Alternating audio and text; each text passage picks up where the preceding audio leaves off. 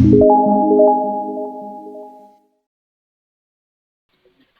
you want a more swift and visible progress, it can only be by bringing your psychic to the front through a constant self-offering. Aspire intensely, but without impatience. तुमे जदि एक त्वरान्वित उल्लेखयोग्य अग्रगति चाहता हो तेबे एक निरविच्छिन्न आत्मनिवेदन माध्यम रे चैत्य सत्ता को सम्मुख को आनिबा द्वारा ही यह संभव हेबो। गभीर भाव रे आश्रय कर किंतु अधैर्य हो नहीं। It is only in silence that one can rectify a wrong movement. It is only in silence that one can be of help to somebody else. केवल नीरवता मध्य रे ही जने एक भूल गतिवृत्ति को संशोधन करि पारे। केवल नीरवता मध्य रे ही जने आउ कहा को साहाय्य करि पारे। परमा भागवत जन श्रीमा परम प्रभु श्री अरविंदन का चरण कमल रे आमे अनंत कोटि प्रणाम जणाई आरंभ करिबा आजिर ऑनलाइन श्री अरविंद एस्पिरेशन पाठचक्र कार्यक्रम। आजिर ऑनलाइन श्री अरविंद एस्पिरेशन पाठचक्र रे उपस्थित रहितबा समस्त भाई और अपा माननकु वंदे मातरम आ प्रणाम। कार्यक्रम आरंभ रे चलंतु आमे नीरव रे ध्यानस्थ हवा मंत्रमय सावित्री उच्चारण सहित। आजिर मंत्रमय सावित्री उच्चारण पृष्ठ संख्या रही 263। आजिर मंत्रमय सावित्री को उच्चारण करबा पई चलंतु आमे जलेश्वर बालेश्वर रु आमे धीरेन भाई को अनुरोध करबा। भाई आपण मंत्रमय सावित्री उच्चारण करंतु आमे समस्त नीरव रे प्रभु मां को ध्यान करिवो। समस्त silence. Canto XI, the kingdoms and godheads of the greater mind.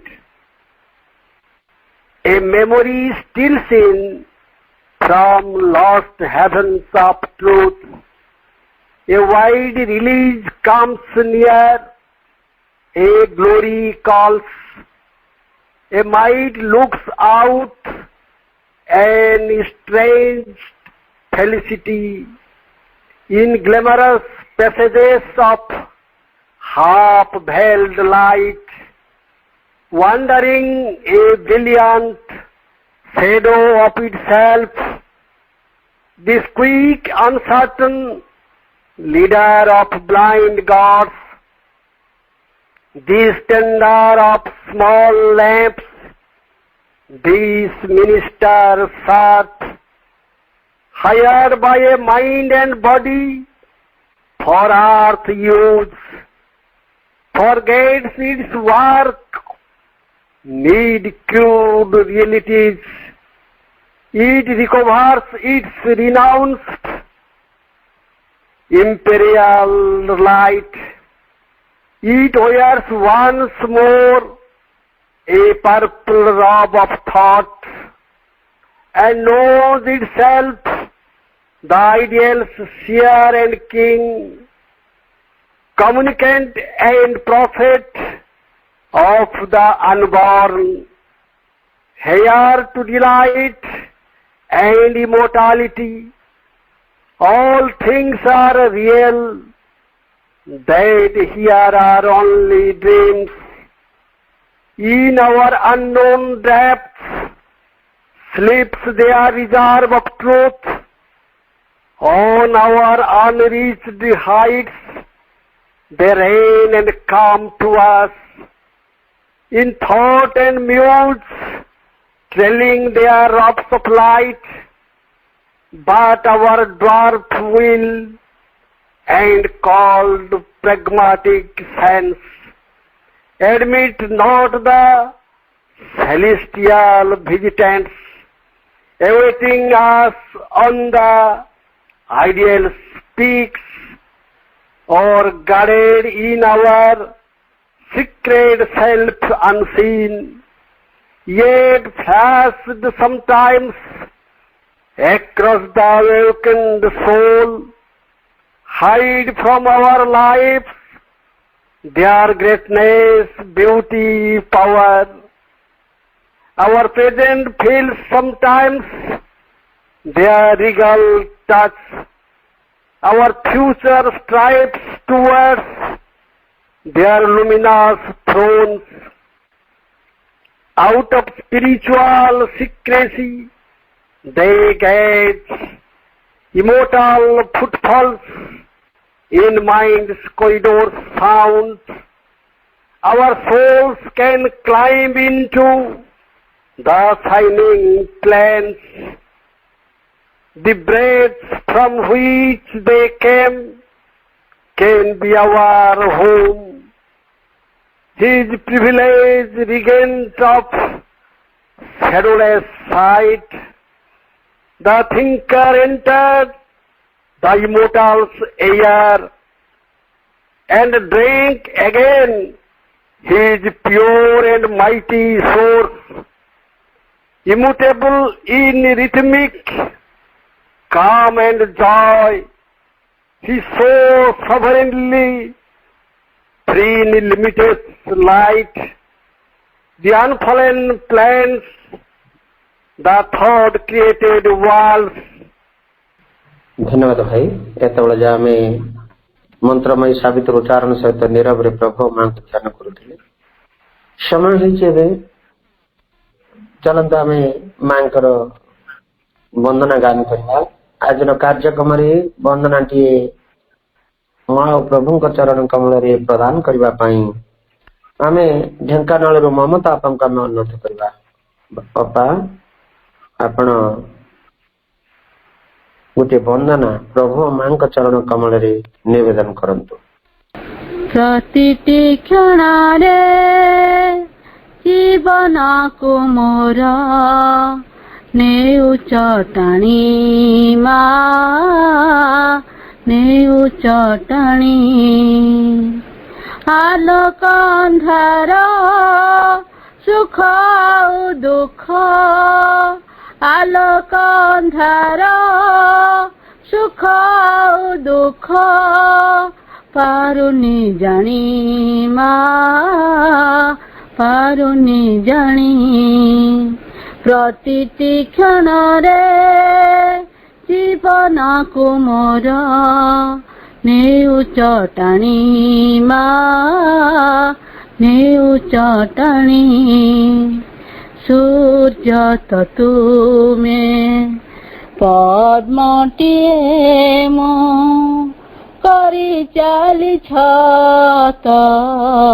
किरण दान केबे पचारिनी फुटिबा पाई कि केते लोड़ मोर आलोक दान सूर्य तो तुमे पद्मटिए मो करी चाली छत किरण दान केबे पचारिनी फुटिबा पाई कि केते लोड़ मोर आलोक दान आलोक अंधार सुख दुख आलोक अंधार सुख दुख पारुनी जानी माँ पारुनी जानी प्रतिटी क्षण रे जीवन को मोर नेउ चटाणी माँ नेउ चटाणी अंतर आखिरे निरेखी देखिले सफिए लगती केते निजर हेले जणा जाए भिन्नता केवल बाहर स्थूल कारभार अंतर आखिरे निरेखी देखिले ସଫିଏ ଲାଗନ୍ତି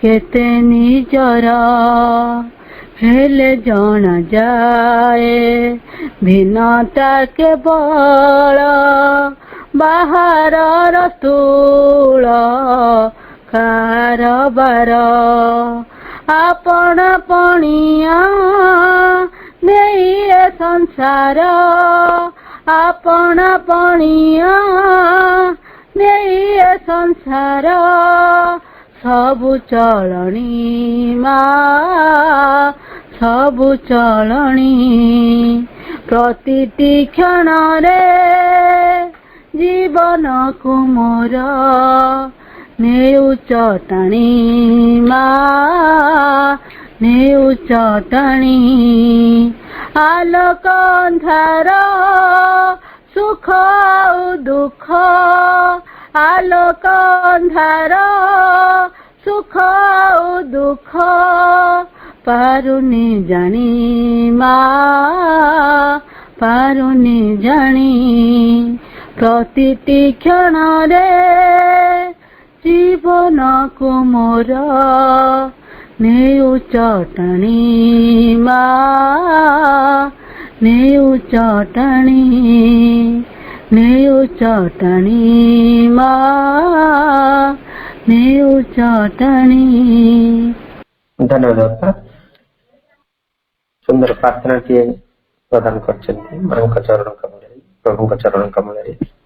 ସତରେ ମାଙ୍କର ଯେତେବେଳେ କୃପା ହେଇଯାଉଛି ସେତେବେଳେ ଆଉ ଆଲୋକ ଅନ୍ଧାର କିଛି ଜଣା ପଡେନି, କାରଣ ସେ ହଉଛନ୍ତି ଭଗବତ କୃପା, ମା ଭଗବତ ଜନନୀଙ୍କର କୃପା।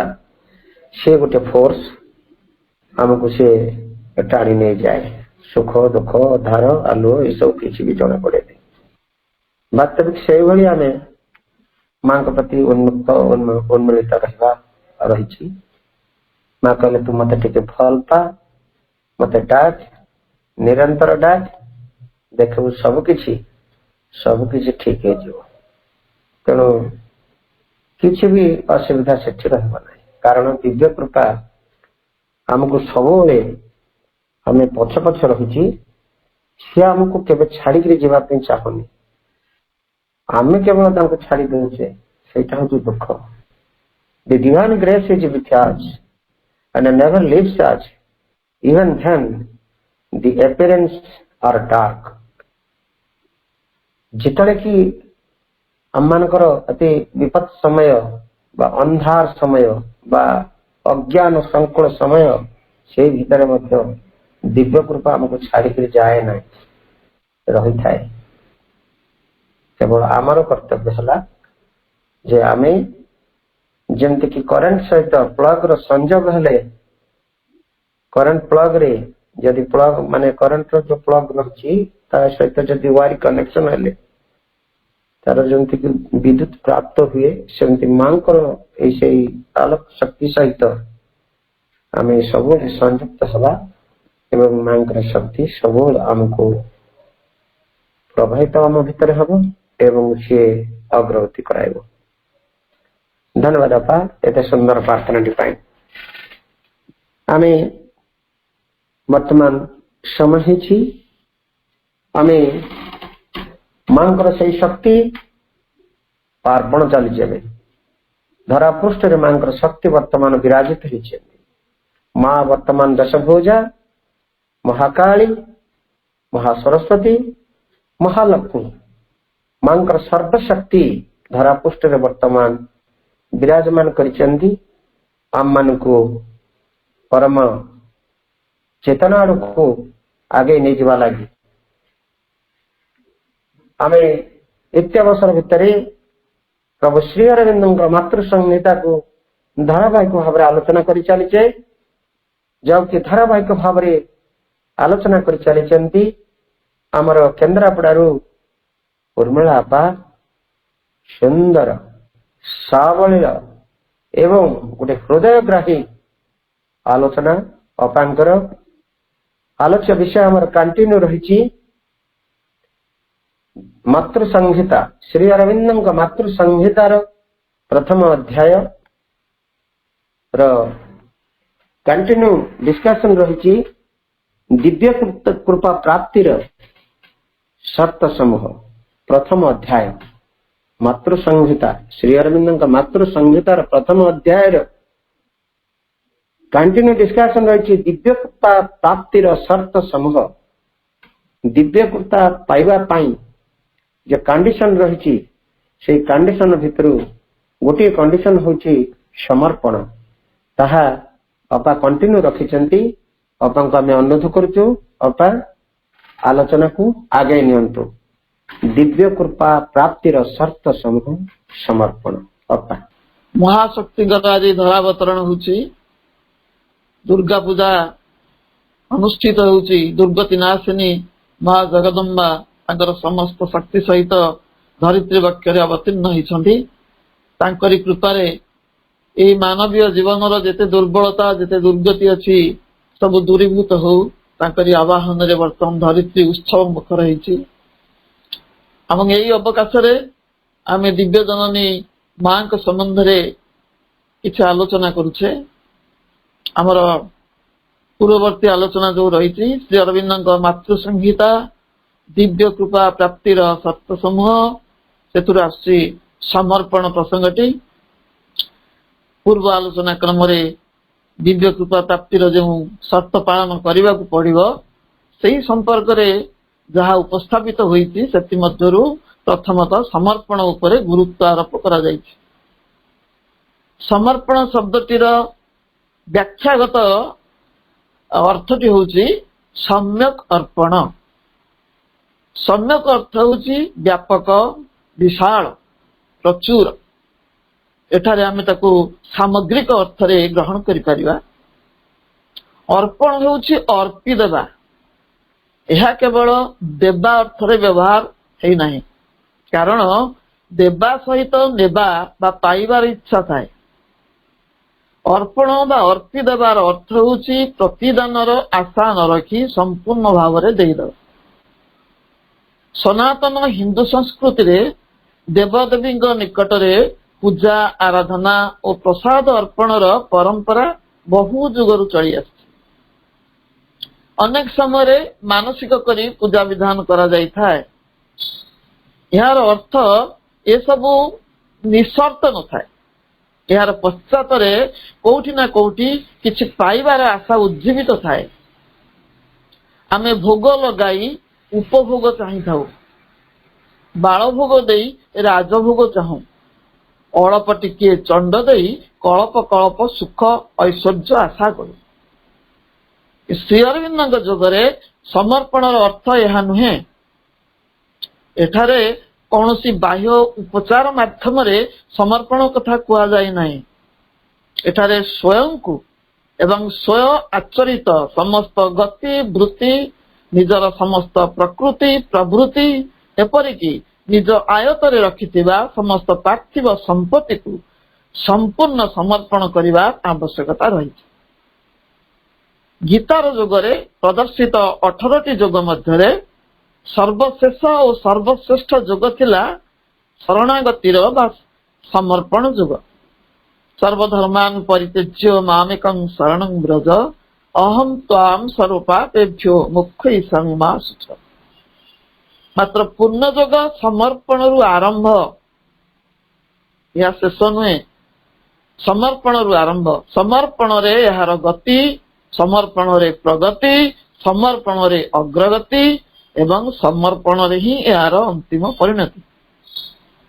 गीतार जोगरे हुए तो मोक्ष मुक्तिर प्रतिश्रुति मात्र श्री अरविंदर पूर्ण जोगरे रूपांतर निश्चयता।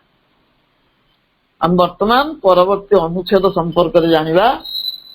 समग्र सतार सकल अंश पूर्ण रूपे समर्पित हेबा उचित।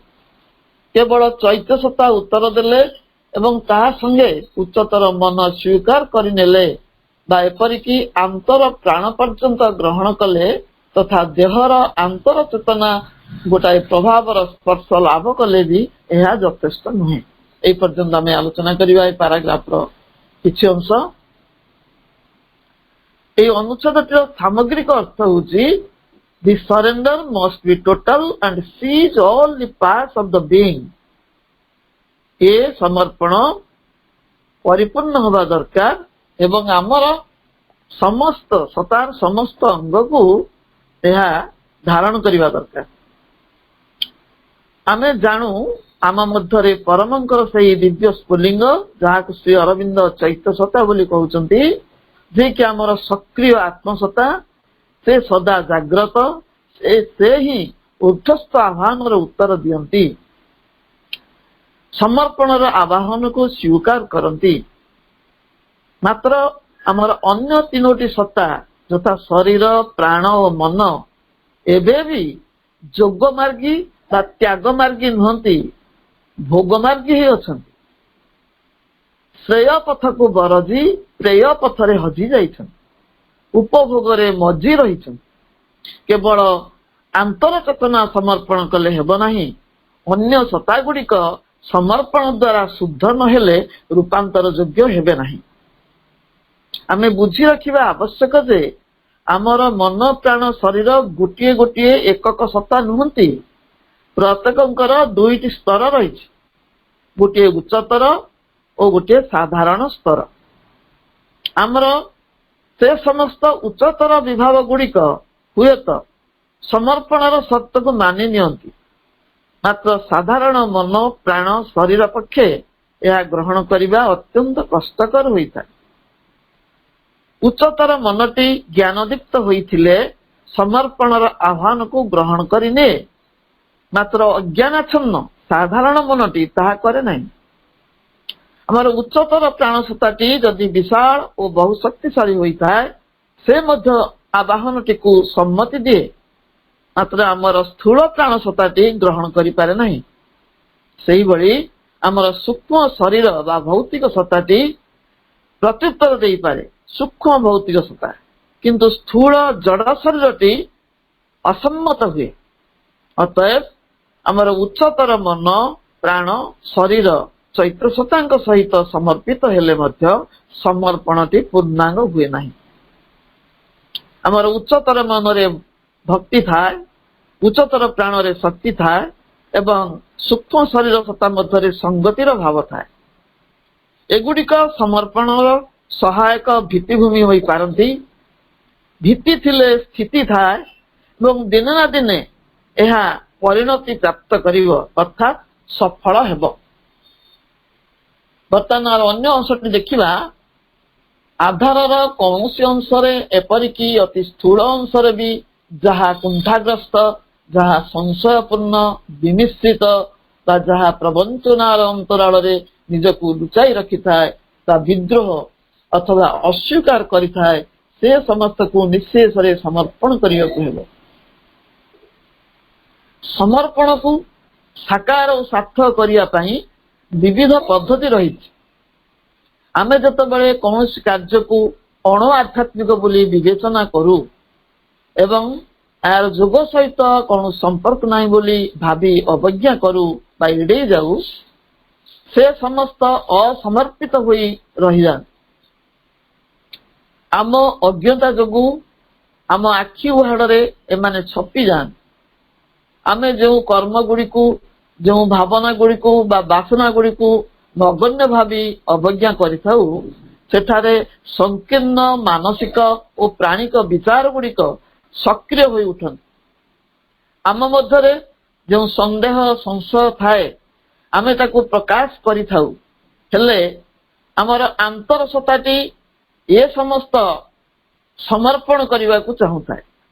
या छड़ा आम मनरे द्वंद्व थाए। मनर गोटे भाग किछि गोटे चिंता कला बेलू आर भागटी आर अंशटी ताकू ग्रहण न करी अन्य कथाटीए चिंता करुताए। यह आम मानसिक संगतिर अभाव। श्री अरविंद सबटरफ्यूज भली शब्दटी व्यवहार करछंती, जार अर्थ होची प्रवंचना बा प्रतारणा। अनेक समय आमर बाह्य मनटी बुझी पारे ना अंतराल रे किपरि काम चली। बाह्य मनटी विश्वास करुथाए आमे निष्ठावान, मात्र आम मनर अभ्यंतर रे विरोधी चिंता सबू भर्ती होगी था, जो माने आम प्रकृत स्वरूपटी को आवृत करके रखि था।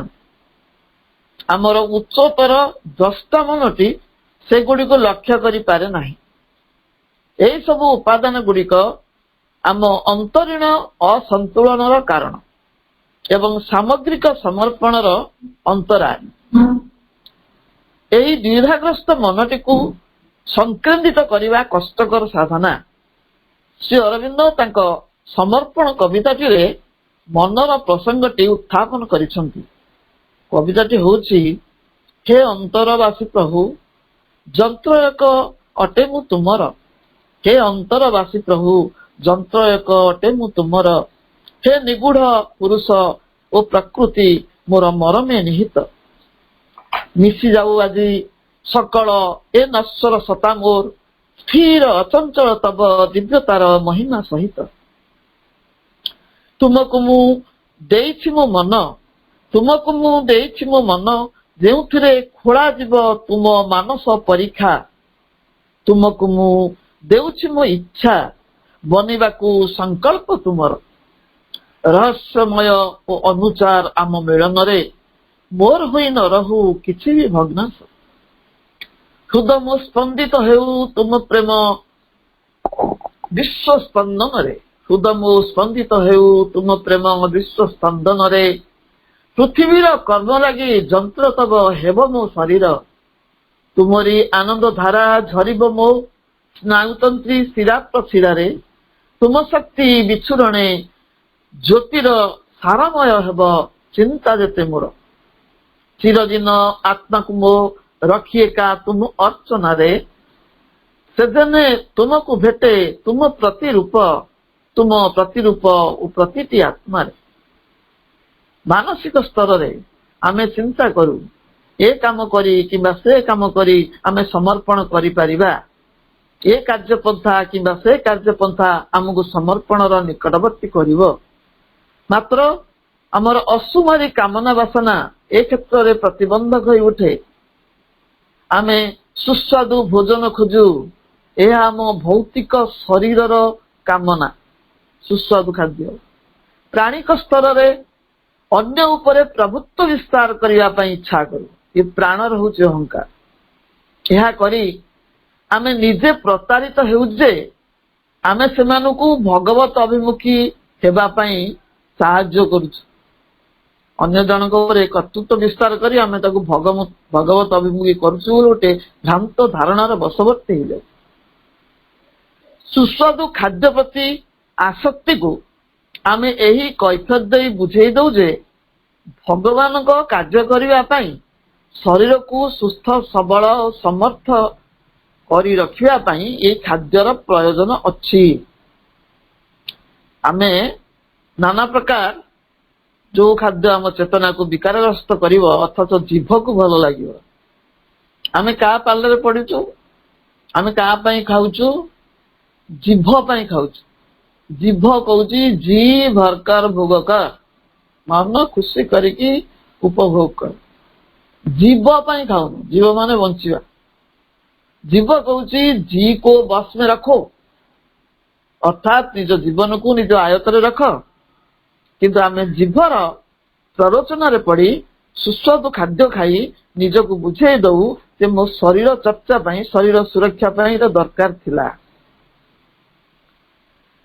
आमे जो खाद्य खाऊ खाद्य प्रति आमर जो आसक्ति थाए से आसक्तिर प्रभाव दूषित प्रभाव आम चिंता चेतना को मध्य प्रभावित करता है। We do not take food for our need. Moreover, we take food for our greed, to satisfy our greed. ठीक से बड़ी आम मनटी ज्ञानगर्भक आध्यात्मिक पुस्तक परिवर्ते एभली बही निर्वाचित करिथाए जहा किछि आमोद और उत्तेजनार खोराक जोगाए मन को दिग्दर्शन देबारे यह असमर्थ होता है। आम सत्तार प्रत्येक अंश निजर स्वाधीनता बजाय रखा बहु प्रकार छलनार आश्रय नहीं थांती। से माने निजको बुझाई दियंती जे एणिकी मु मोर स्वधर्म पालन करी। स्वधर्म कहले आत्मार धर्म से बुझंती नहीं निज निज सत्तार धर्म को बुझंती। जेतेबेले एपरि हुए सेतेबेले आम जीवन ବହୁ ସ୍ୱରରେ କଥା କହିବାକୁ ଆରମ୍ଭ କରେ, ଅର୍ଥାତ୍ ଆମର ସବୁଯାକ ସତ୍ତା ଏକାବେଳେ କୋଳାହଳ କରନ୍ତି। ସତ୍ତା ମାନଙ୍କର ବିବିଧ କୋଳାହଳରେ ଜୀବନର ଲକ୍ଷ୍ୟଟି ହଜିଯାଏ। ସତ୍ତାର ଏହି ଭିନ୍ନ ଭିନ୍ନ ଉପାଦାନ ଗୁଡ଼ିକ ସୁନିର୍ବାଚିତ ଭିନ୍ନ ଭିନ୍ନ ମାର୍ଗକୁ ଅନୁସରଣ କରି ଭିନ୍ନ ଭିନ୍ନ ଦିଗରେ ପରିଚାଳିତ ହୁଅନ୍ତି। ସେତେବେଳେ ଆମର କେନ୍ଦ୍ରୀୟ ସଂକଳ୍ପ ଦ୍ୱାରା ନିଆଯାଇଥିବା ନିଷ୍ପତ୍ତିକୁ ସେମାନଙ୍କ ଉପରେ ସାବ୍ୟସ୍ତ କରିବା ଏବଂ ସେମାନଙ୍କର ବିଶୃଙ୍ଖଳିତ ଆଚରଣକୁ ଶୃଙ୍ଖଳିତ କରିବାରେ ଆମେ ଅସମର୍ଥ ହୋଇପଡ଼ୁ। ଏହା କଷ୍ଟସାଧ୍ୟ ହୁଏ। ଏହାଦ୍ୱାରା ଆମ ଅଜ୍ଞାତରେ ଦିବ୍ୟ କୃପାର ପଥ ରୋଧ କରିଦେଉ। ଦିବ୍ୟ ଜନନୀଙ୍କ କରୁଣା ସଂହାରର ସାଫଲ୍ୟ ଲାଭରୁ ନିଜକୁ ବଞ୍ଚିତ କରିଦେଇଥାଉ। ଆମ ସତ୍ତାର ଯେଉଁ ସବୁ ଅଂଶ ଗ୍ରହଣଶୀଳ, ସେହି ସବୁ ଅଂଶରେ ଦିବ୍ୟ କୃପା କାର୍ଯ୍ୟ କରିପାରେ, ମାତ୍ର ଅନ୍ୟ ଅଂଶ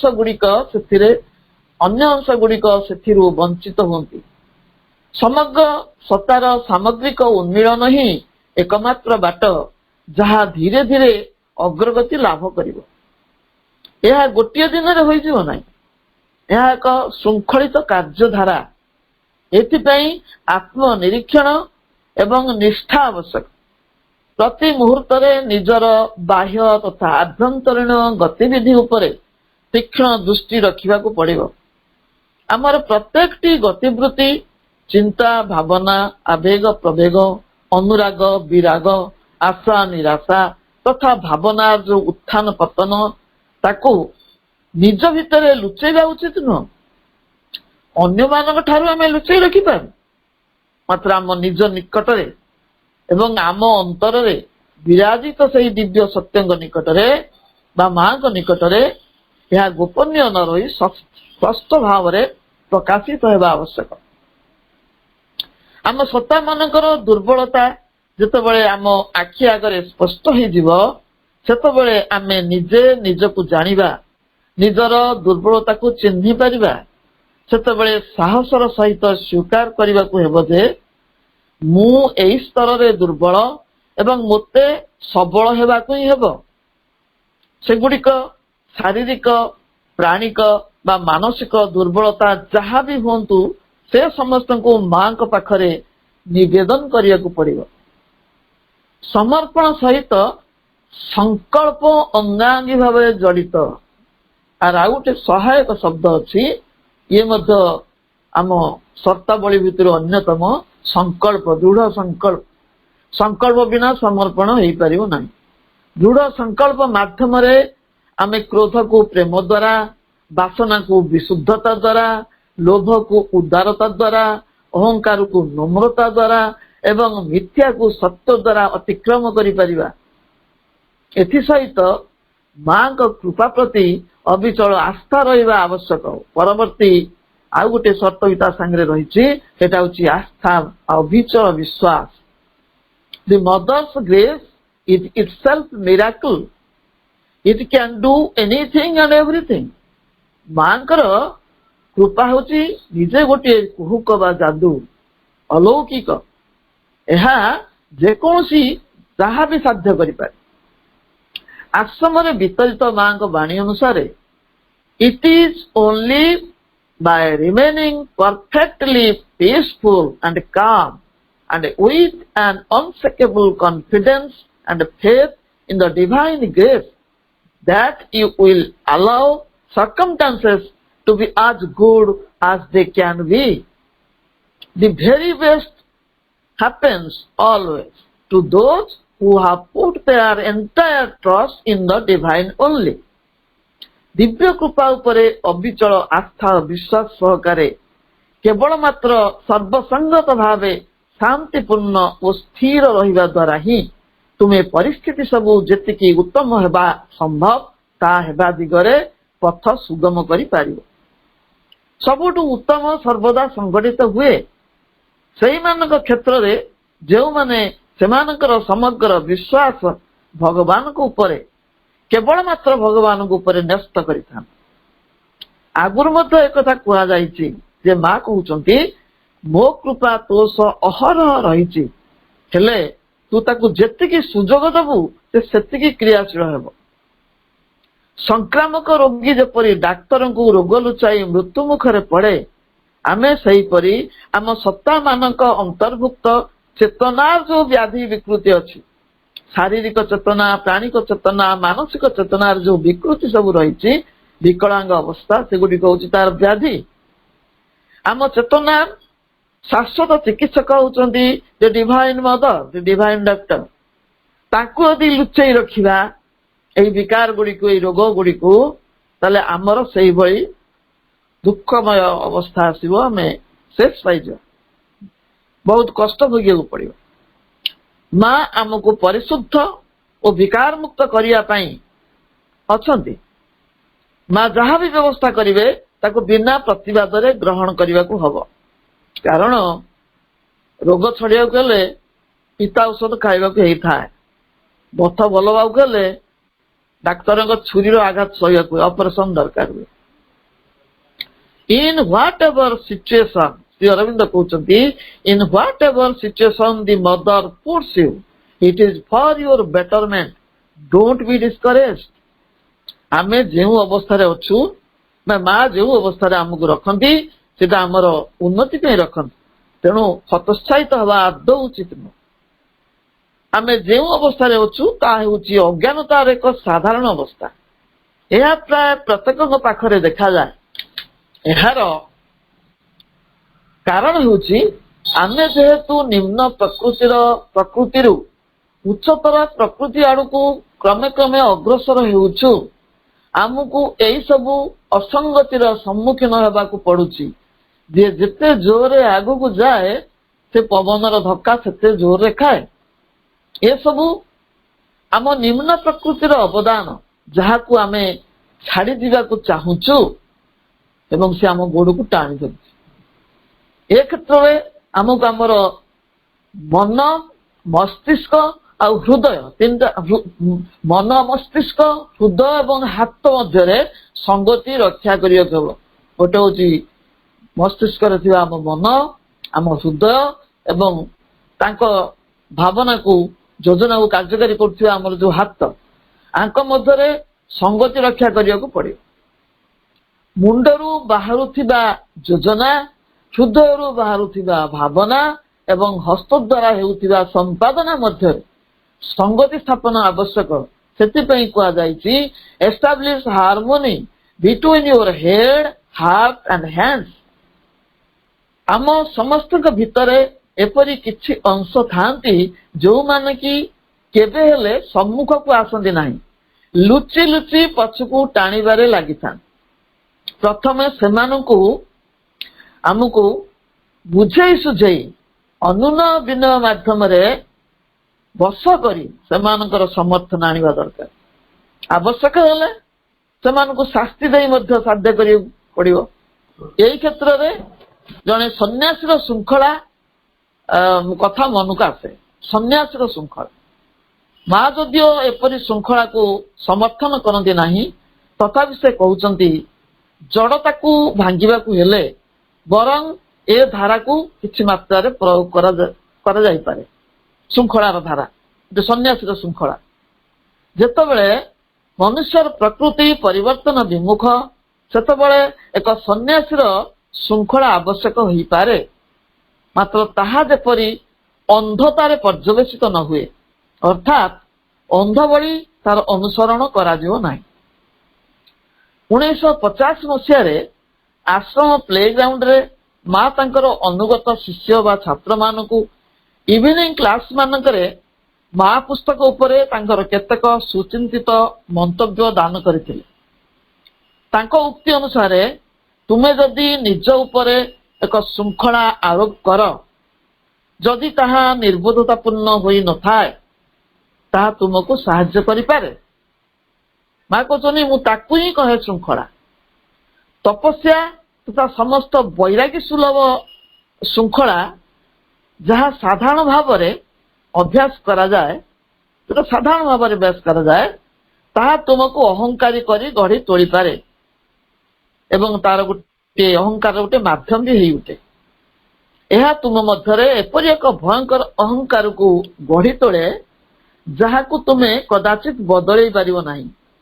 ଏହାକୁ ହାତୁଡିର ନିର୍ମମ ପ୍ରହାରରେ ଭାଙ୍ଗି ଚୂର୍ଣ୍ଣିଭୂତ କରିବା ଆବଶ୍ୟକ। ଉକ୍ତିର ତାତ୍ପର୍ଯ୍ୟ ହେଉଛି ଜଣେ ନୈତିକ ଶୃଙ୍ଖଳାରେ ଆବଦ୍ଧ ବ୍ୟକ୍ତି ନିଜକୁ ନୀତିନିଷ୍ଠ ଧାର୍ମିକ ବୋଲାଇବାର ଅହଙ୍କାରର ବଶବର୍ତ୍ତୀ ହେଇଯାଏ। ଅଗ୍ରଗତି ପାଇଁ ଆବଶ୍ୟକ ପରିବର୍ତ୍ତନକୁ ସ୍ୱୀକାର କରେ ନାହିଁ, ଯାହାକୁ ମା ଅନ୍ଧାନୁସରଣ ବୋଲି କହୁଛନ୍ତି।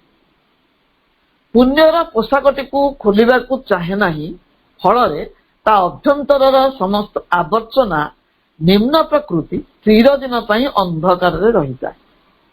ମା କହୁଛନ୍ତି ଡ୍ରପ୍ ଦି ରୋବ୍ସ ଅଫ୍ ଭର୍ଚ୍ୟୁ, ପୁଣ୍ୟର ପୋଷାକକୁ ଉତାରି ଏବଂ ତା ତଳେ ଥିବା ଅହଙ୍କାରର ସୂକ୍ଷ୍ମ ଆବରଣଟିକୁ ଦେଖ। ଯେ ପର୍ଯ୍ୟନ୍ତ ଉପରୁ ପୁଣ୍ୟର ପୋଷାକ ନ ଖୋଲିଛ, ତା ତଳେ ଥିବା ଅହଙ୍କାରର ସୂକ୍ଷ୍ମ ଆବରଣ ଦୃଶ୍ୟମାନ ହବ ନାହିଁ। ତଥାପି ଏହି ସନ୍ନ୍ୟାସୀ ସୁଲଭ ଶୃଙ୍ଖଳାର ସାମୟିକ ପ୍ରୟୋଜନ ଥାଇପାରେ। ଅନମନୀୟ ପ୍ରକୃତି ମାନଙ୍କୁ ନିୟନ୍ତ୍ରଣ କରିବା ପାଇଁ ଏହା ଆବଶ୍ୟକ।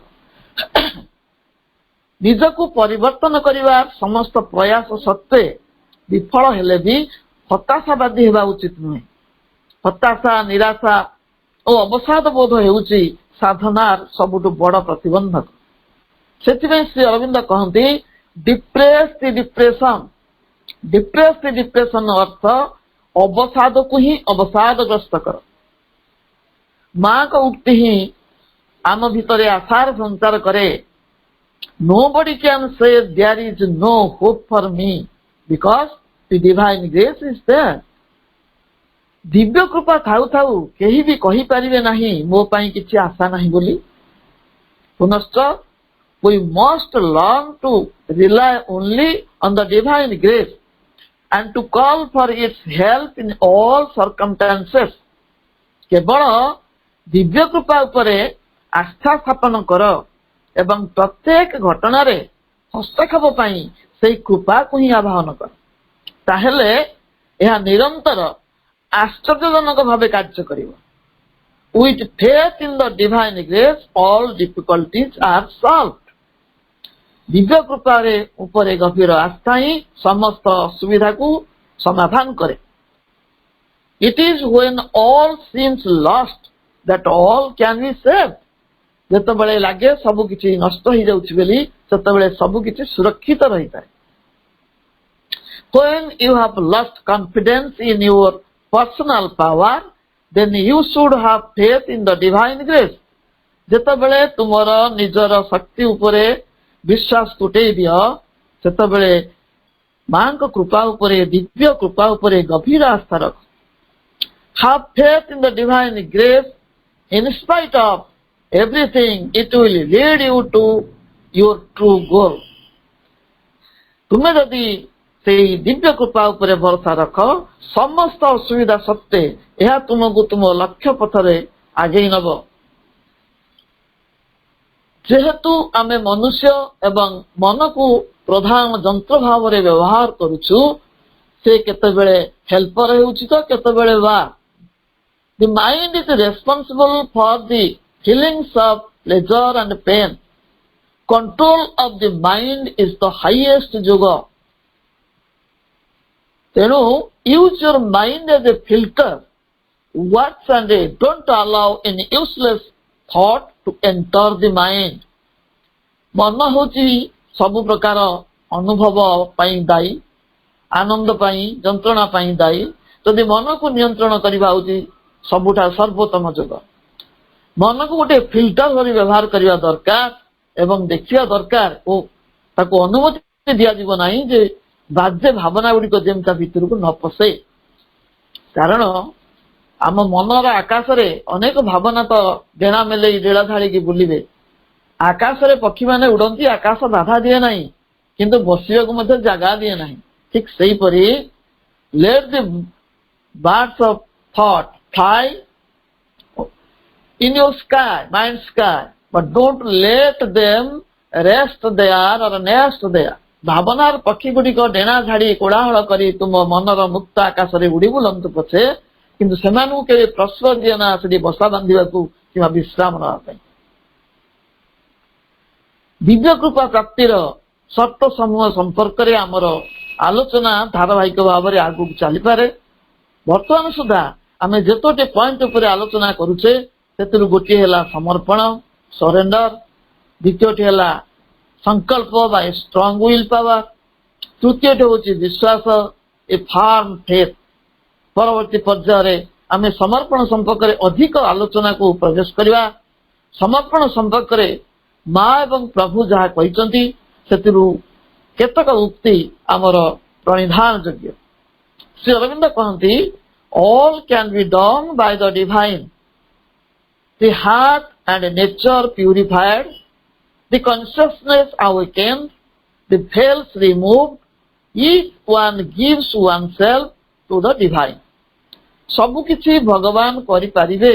ଆମ ହୃଦୟ ଏବଂ ପ୍ରକୃତି ଗୁଡ଼ିକ ଶୁଦ୍ଧ ହେବ, ଆମର ଚେତନା ଜାଗ୍ରତ ହେବ, ସମସ୍ତ ପର୍ଦ୍ଦା ଅନ୍ତର୍ହିତ ହୋଇଯିବ ଯଦି ଜଣେ ନିଜକୁ ଭଗବାନଙ୍କୁ ଅର୍ପି ଦିଏ।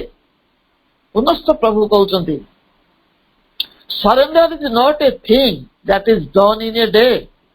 The mind has its ideas and it clings to them. The human vital resists surrender. ସମର୍ପଣ ଏକ ବସ୍ତୁ ନୁହେଁ ଯେ ଦିନକ ଭିତରେ ହେଇଯିବ। ମନର ନିଜସ୍ୱ ଧାରଣା ସବୁ ଅଛି ଏବଂ ସେ ଧାରଣା ସହିତ ସେ ସର୍ବଦା ଜଡ଼ିତ। ମନୁଷ୍ୟର ପ୍ରାଣିକ ସତ୍ତାଟି ସମର୍ପଣର ବିରୋଧ କରିଥାଏ।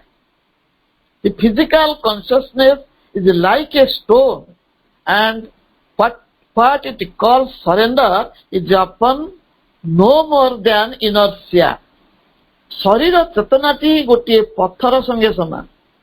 ଏହା ସମର୍ପଣ ବୋଲି ଯାହା କହେ ତାହା କେବଳ ସ୍ଥାଣୁତ୍ୱ, ଅର୍ଥାତ୍ ତା ପାଇଁ ସବୁ କିଛି କରିଦିଆଯିବ, ସେ କିଛି କରିବ ନାହିଁ।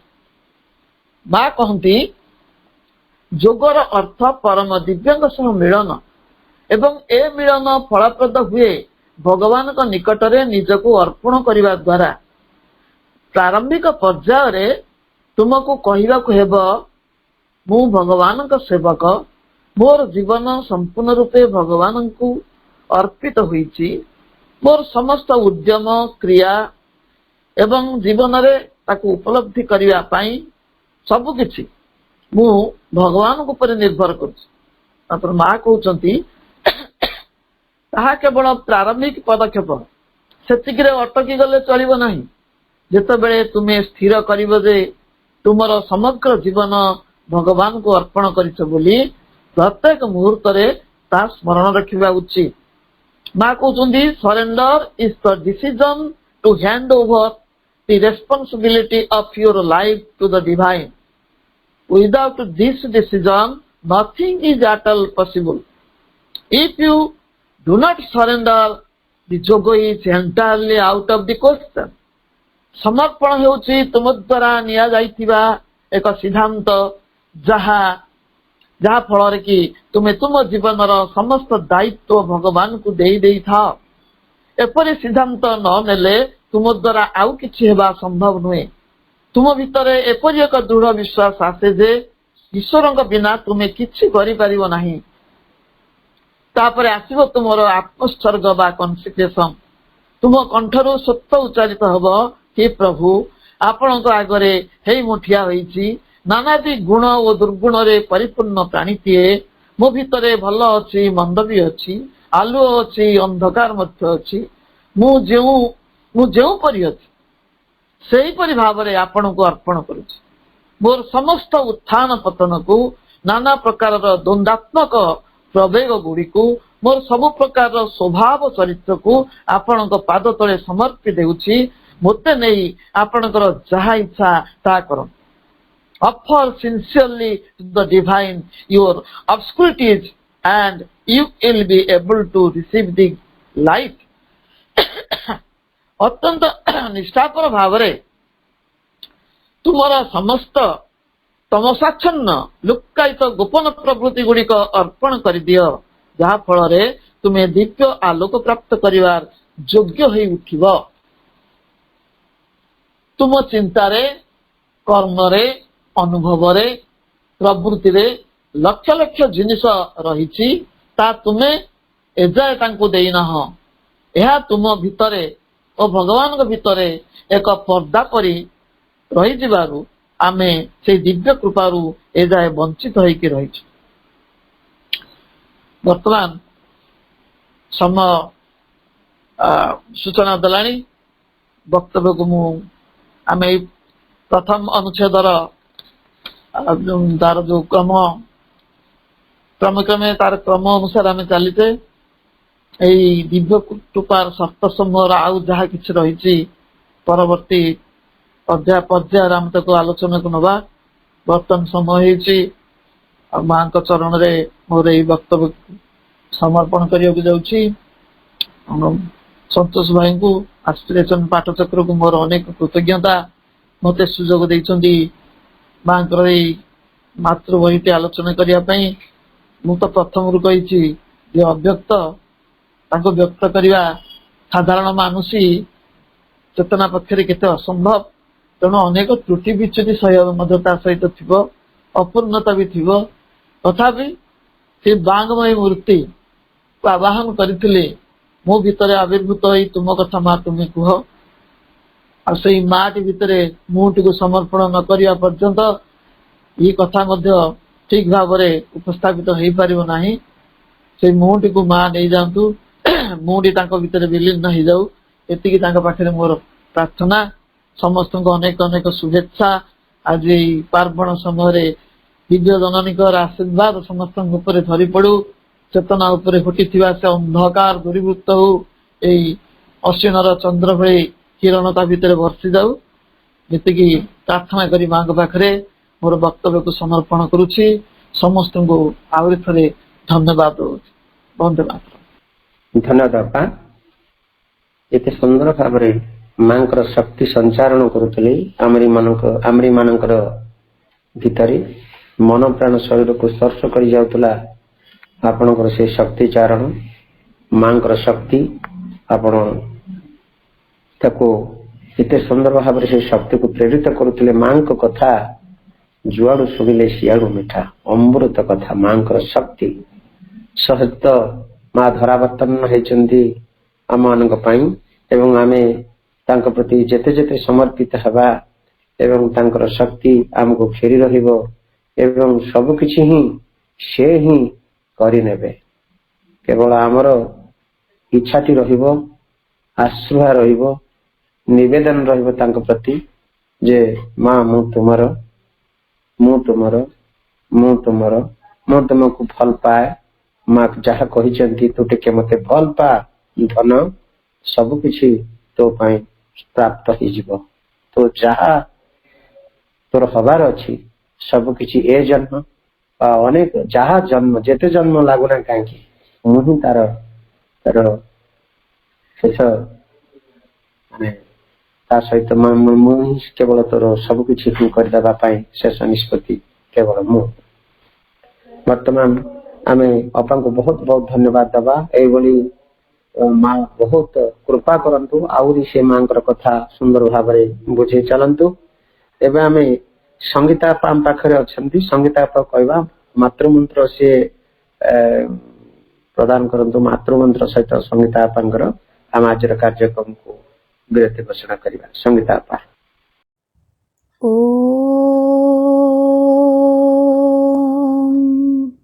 आनंदमयी चैतन्यमयी सत्यमयी परमे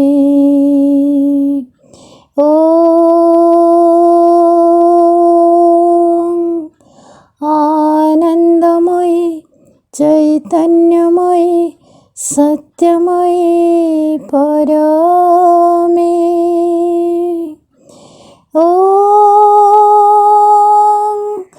आनंदमयी चैतन्यमयी सत्यमयी परमे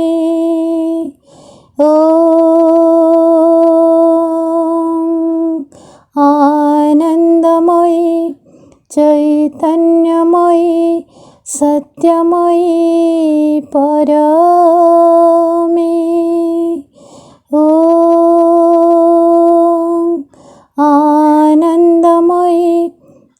चैतन्यमयी सत्यमयी परमे। ॐ आनन्दमयी चैतन्यमयी सत्यमयी परमे। ॐ